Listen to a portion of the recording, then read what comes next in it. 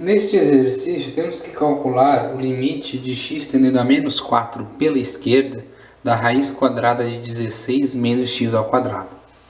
Então, vamos aplicar as propriedades de limite, limite da soma, da diferença elevado a uma potência, então determinar este resultado, determinar esse limite.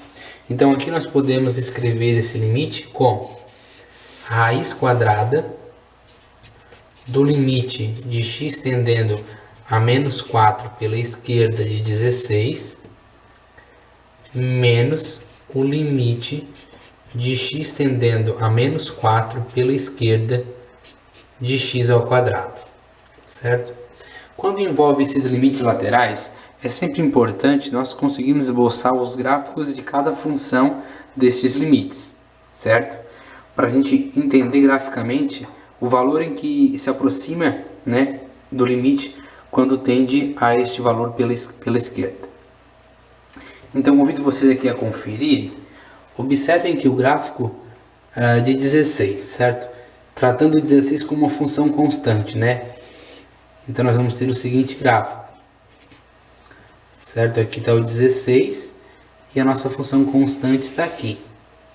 Então, quando você tem menos 4, vou colocar aqui, e você vê que ele se aproxima pela esquerda, certo? Ele vai se aproximar realmente da imagem de menos 4, que para toda função é o próprio 16, certo? Por isso que o limite, a gente fala na propriedade que o limite da constante é a própria constante, certo? Já na nossa função x ao quadrado, que é o nosso segundo limite, nós temos o seguinte gráfico, certo? Qual é o gráfico x ao quadrado? X ao quadrado é este gráfico aqui, uma parábola, certo? Se você é um pouco meio errado aqui, mas dá para entender, certo? Então isso aqui é f de x, x ao quadrado.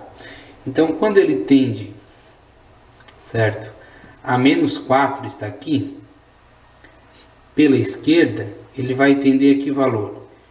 Ele vai tender a imagem no ponto x igual a menos 4, que é 16, certo? Então, nós podemos agora fazer a substituição do limite. Deixa eu trocar de canetão.